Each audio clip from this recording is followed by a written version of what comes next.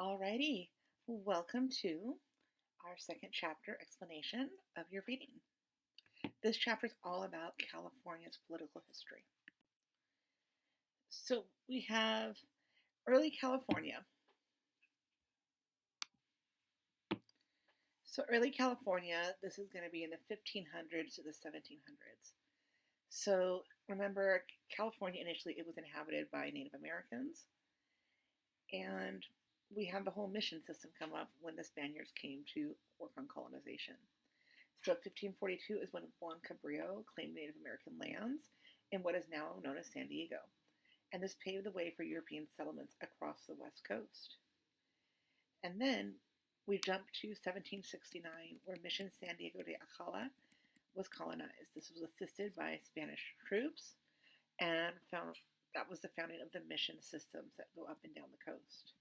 We did see the subordination of native peoples, and they were decimated by foreign diseases, soldiers, and the way of life that were unnatural to them. These huge mission complexes and rancheros transformed the lands and became the focal point for food production, social activity, and economic industry. California, the area known as California, was governed by Mexico for 25 years.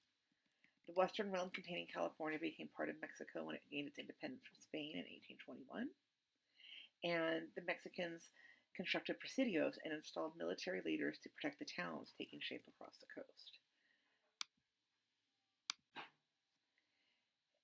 There were many clashes that led up to the Mexican-American War in the area, and this war was in 1848. So yeah, I know we are jumping history, but we have a lot of history to pack into this one lecture. So in 1846, rebellious American settlers declared California a republic and raised the grizzly bear flag in Sonoma. And then within 2 weeks, the U.S. Navy laid claim to California. And for 2 years, there was a mix of American military role and locally elected personnel. This war ended up with the Treaty of Guadalupe Hidalgo. And then we have the gold rush, where there was this gold was discovered near Sacramento, and California, had an onslaught of settlers coming into the West Coast, which then ended up with us having the rise of the Southern Pacific Railroad. So there was a need for a civil government and attaining statehood in 1850. So we had tons of gold seekers coming to California. We had the issues that came from the Mexican-American War and the presence of the natives. What were we to do? So we ended up, they ended up building the Transcontinental Railroad that was going, across the United States, so that people could travel from the East Coast to California. California was viewed as an untamed, distant outpost that was separate from the East Coast by a treacherous terrain, where there were thousands of miles of ocean, or the only other way to get to California was thousands of miles of ocean travel. So there was a growing demand for a reliable linkage between California and the East Coast.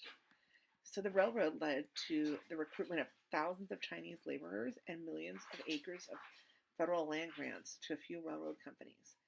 Many Chinese laborers were subordinated and treated terribly as they were building this railroad. And then you had a consolidated power of the big four railroad companies who had disproportionate influence over California politics, having owned the railroad systems that built the western parts of the Transcontinental Railroad. So this railroad, again, it opened the West to rapid development.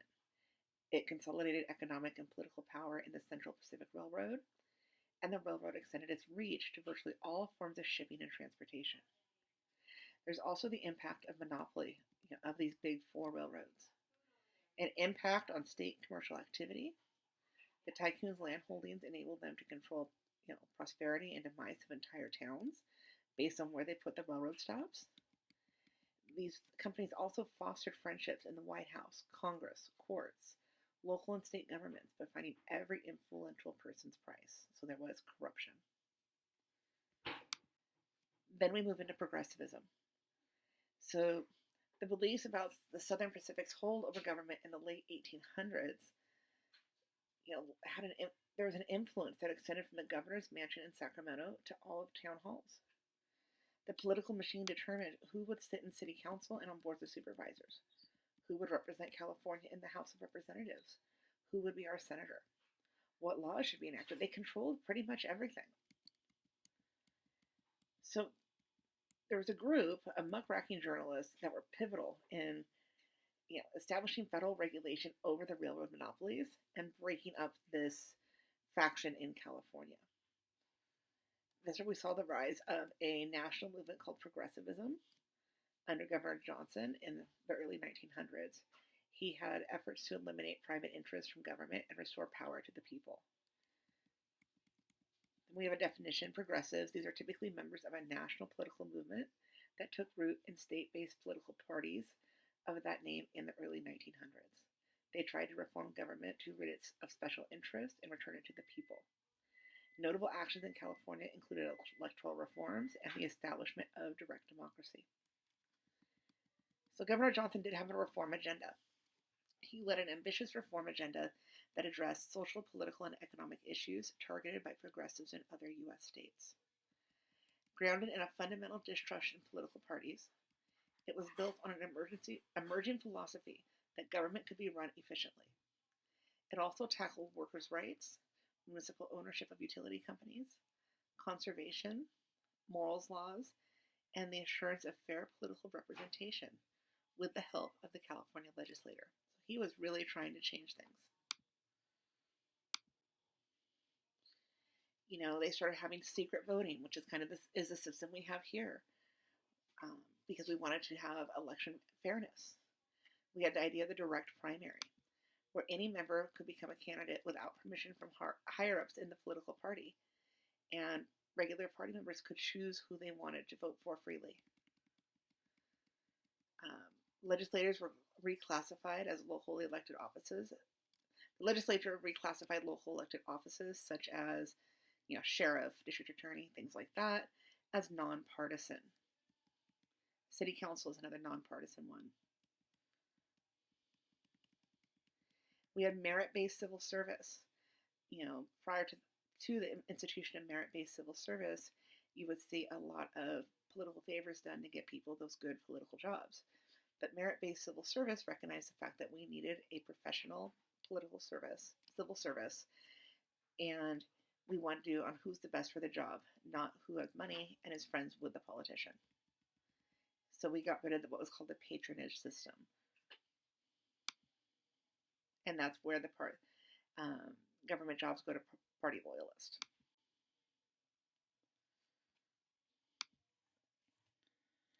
So more with progressivism. We have the cross-filing, way of limiting party power. So cross-filing involves an early form of the open primary, in which the name of any candidate could appear on any political party's ballot. So this was in effect in California from 1930 to 1959. This initially helped progressives, but later allowed Republicans to dominate the legislature.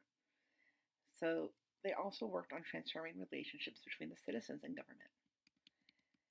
In 1911, women's rights were guaranteed, and the tools of direct democracy, recall, referendum, and initiative were instituted in California. By vesting power with people with the power to change the Constitution or make laws directly, progressives redistributed political power and redesigned basic structure of government. So representative democracy was created into a hybrid government. Hybrid government combined direct and representative forms of democracy. Elected officials would now compete with the people and special interests to make laws. Some laws excluded some groups. Some of the laws passed by the progressives reflected white majorities' racial hostility towards Chinese and other Asian-born residents and descendants. These were called alien land laws that denied land ownership, the right to self-defense in court, and other basic civil rights to anyone of Asian descent. You will see a pattern of that with exclusion laws throughout Californian history. So we have the power of organized interest. There's a rise of other special interest groups in California. The progressives' attack on political parties and the Southern Pacific created opportunities for other kinds of special interests to influence state government. There's an increased dependence on lobbyists. Cross-filing produced lawmakers with weak party allegiances. By the 1940s, they depended heavily on lobbyists for policy relevant information, as well as amusements to supplement the meager salary. So then you had Artie Samish, and he personified the power of Third House. So Mr. Samish was the head of the liquor and racetrack lobbies from the 1920s to the 1950s. He boasted about his ability to control election outcomes and tax rates for industries he represented. He was convicted and jailed for corruption, but his downfall hardly disturbed the thriving, cozy relationships between lobbyists and legislators. So we're going to talk about growth and industrialization in the Golden State. So California's image has always attracted migrants, whether that be from foreign countries or other parts of the United States. California is viewed as an image of a land of undiscovered riches and mythical possibility that persisted even during the Great Depression. We had many migrants come over from the Dust Bowl, looking for jobs and trying to, just make ends meet. Upton Sinclair, the writer, he did that writer about like the meatpacking plant and things like that, a story about that. He actually came to California, and he was actually a nominee for governor. He had an End Poverty in California campaign that promised relief for lower and middle class families, and he almost won. Then we had industrialization restore the state's golden image. We had rapid urban and industrial development, dealing with automobile and oil production. There are a lot of oil fields in California. World War II brought a lot of defense-era jobs. Everyone was working on, war issues. And then we also had the orange trees. The parent naval orange tree is actually in Riverside. Then we had the Bracero program that addressed labor shortages, where the U.S. allowed Mexican immigrants to come over from across the border to fill in the labor gaps that were left by our men going to fight in World War II.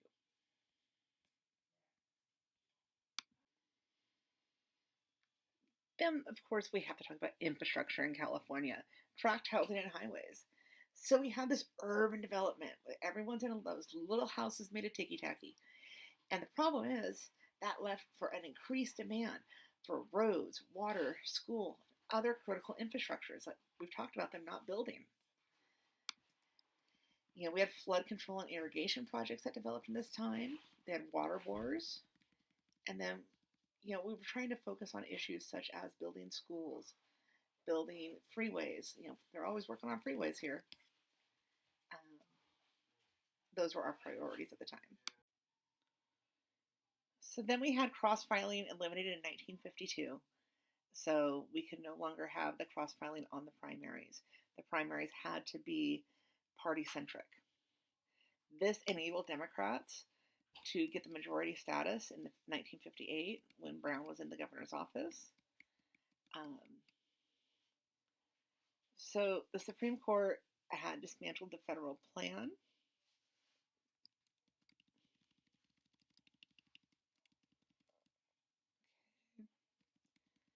Which had the upper house based on the geographic areas and the lower house based on population. So as far as the Senate and the Assembly, the plan produced was overrepresented of northern and inland rural interests and underrepresentation of southern metropolitan residents in the state Senate.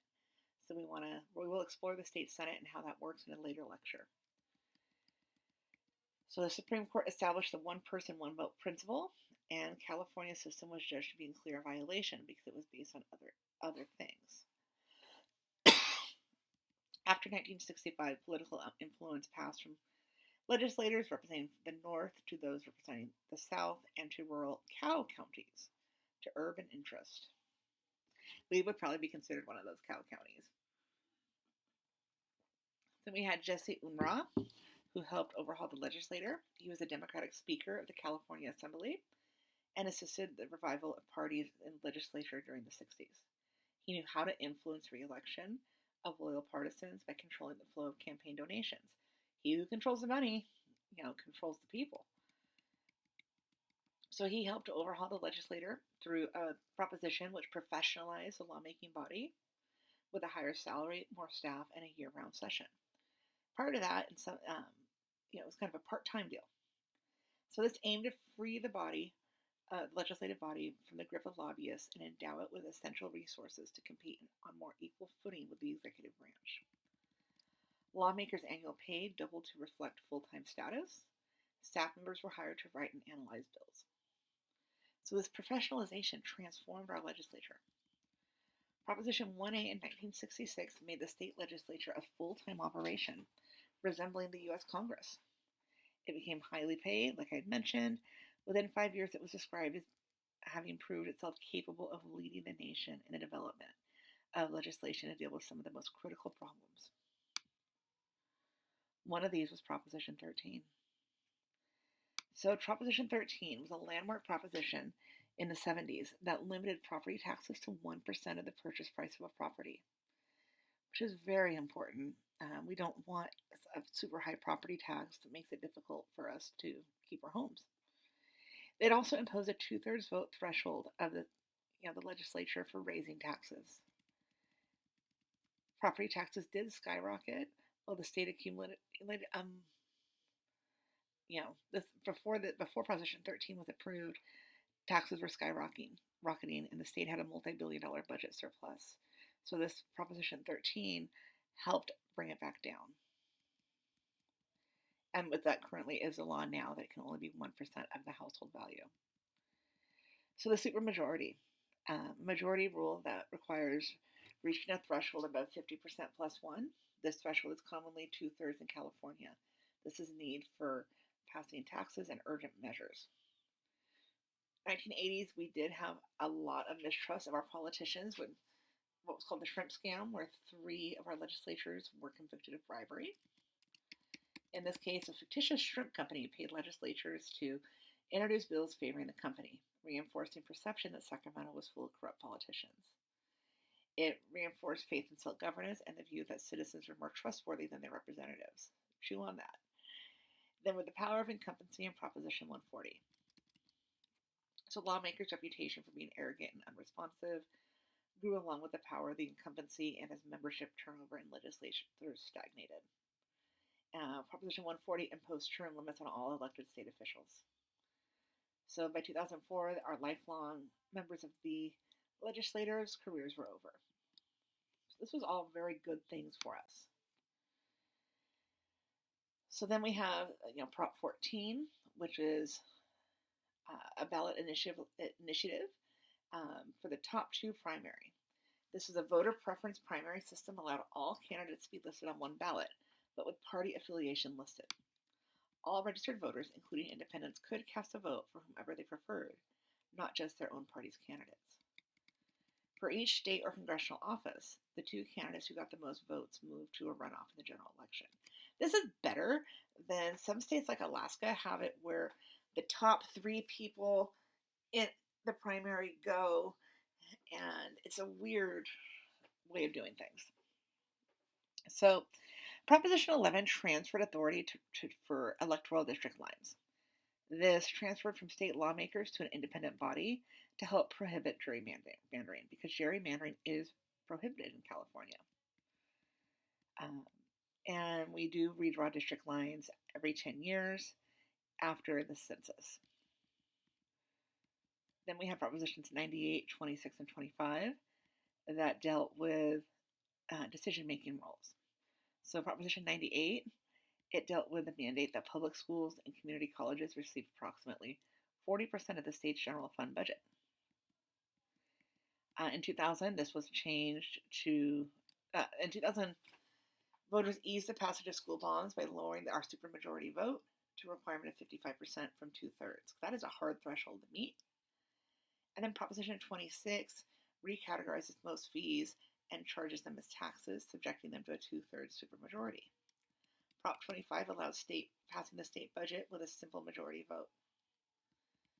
So then we have other recent initiatives, such as voters recently mandated that all bills must be in print at least 72 hours before a vote, which makes sense, they should read them, and that audiovisual recordings of all public proceedings be posted online within 24 hours. So California has done a lot of reform.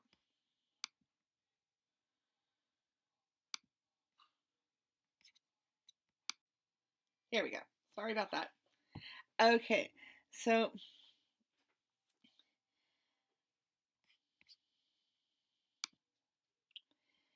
So now we're going to talk about the hyperdiversity in the modern state of California. California has always have a rich heritage and culture, but been a divisive force. California's great diversity drives competition for political, economic, and social influence. There's differences of ethnicity, race, gender, religion, age, sexuality, ideologies, socioeconomic classes, and street address are the source of intense clashes. Expressed in the political realm are these divergent goals and ideals in search for power, group recognition, or public benefits. There are vital challenges for political representation to deal with these competing interests. We also have waves of immigration and migration. Post World War II, there was a baby boom, and that lasted through the mid to late 20th century. So there's a national population shift from formerly the Rust Belt, to the Southern California. We had waves of immigrants from Southeast Asia in the 60s and 70s, post-Vietnam.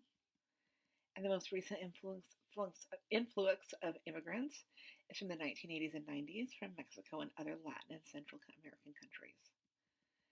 California has the largest Asian population in the United States, and Southeast Asians constitute the fastest growing ethnic group.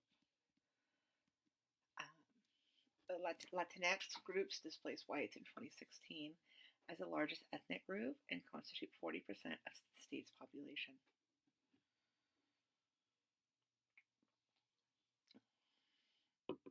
Immigration produced a hyper-diverse state in California because we have immigration and natural population growth have produced a hyper-diverse state in which a multitude of groups vie for public goods, services, recognition, power, and influence, and yet they don't share equal access to conditions that will help them thrive. These are examples of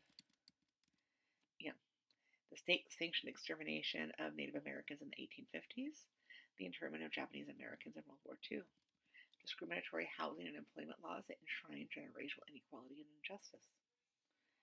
Then we have Proposition 14, and that is the inequitable residence, housing patterns. So this was signed by Governor Pat Brown, and that was ending a housing discrimination law by property owners.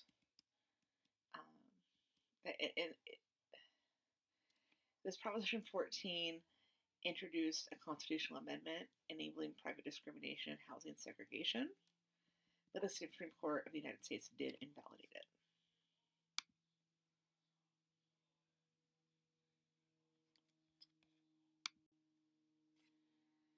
Then we move into the idea of redlining. Redlining is a residential zoning practice whereby certain more desirable areas are declared off limits to minority groups.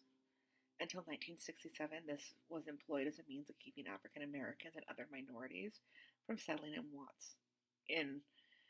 white neighborhoods. So in the 60s, you had the Watts riots. And then, of course, we had Rodney King. And in 2020, we had the George Floyd incident. So all of these led to, difficult policing circumstances with the African American community. Then we had different Senate bills. Senate Bill 392 that was enforced by Governor Newsom in response to the Floyd incident. So 392 was a curb on deadly force, and SB 230 required implicit bias and de-escalation training.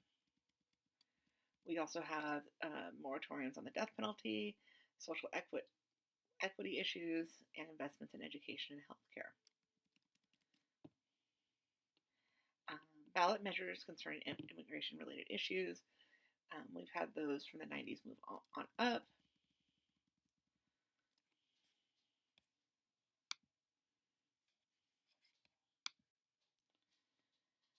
So then we have talk about things like the DREAM Act, and that allowed dreamers to obtain university educations.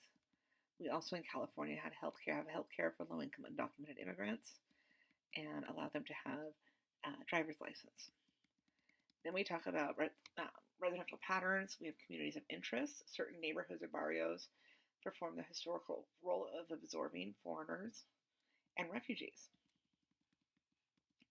Then we could talk about gentrification and its movement of affluent residents from renovated city zones from which poorer residents have been displaced. These trends have become more pronounced in recent decades, reflecting widening income inequality. Then we have the city I call the Five Californias. The Five Californias are five radically different community types identified by political geographers. Um, this is discussed more in your book. It's indicated mainly by income and education. The five different classes experience different realities that translate into divergent needs. And the volume of basic and special human needs do outstrip capacity. As we've talked about in class, what do we do about, schools, hospitals, things like that? And this is continuing to be an issue in California. In 2003, Governor Gray Davis was reformed. That's when Arnold Schwarzenegger, I'm surprised you guys, shocked me you guys didn't know, was our governor. He was a Republican, but he was kind of a rhino, Republican in name only. So Governor Jerry Brown followed Governor Schwarzenegger and cleared the budget deficit. With Arnold, we had tons of budget deficits. His democratic values did clash with those of President Trump.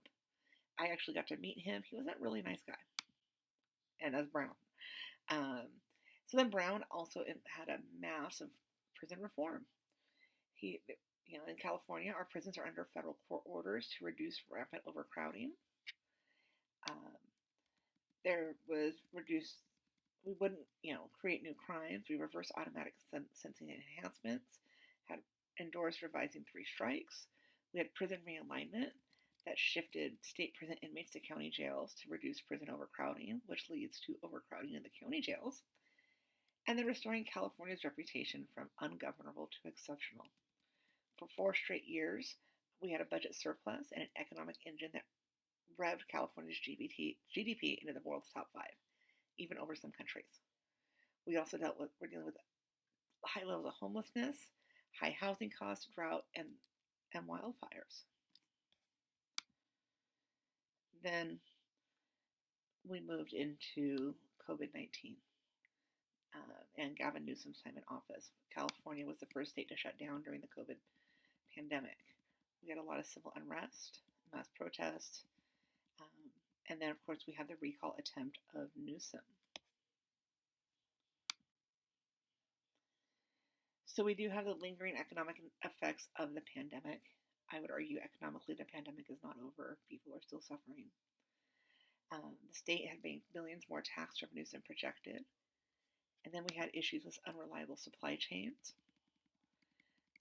Governor Newsom seems to have priorities that include making affordable housing more accessible. His budgets have dedicated billions to address homeless issues. Governor Newsom has endorsed accelerated minimum wage increases like we'll see with the fast food workers, clean energy, and adding reproductive rights to the California State Constitution. All right, that is it for this chapter.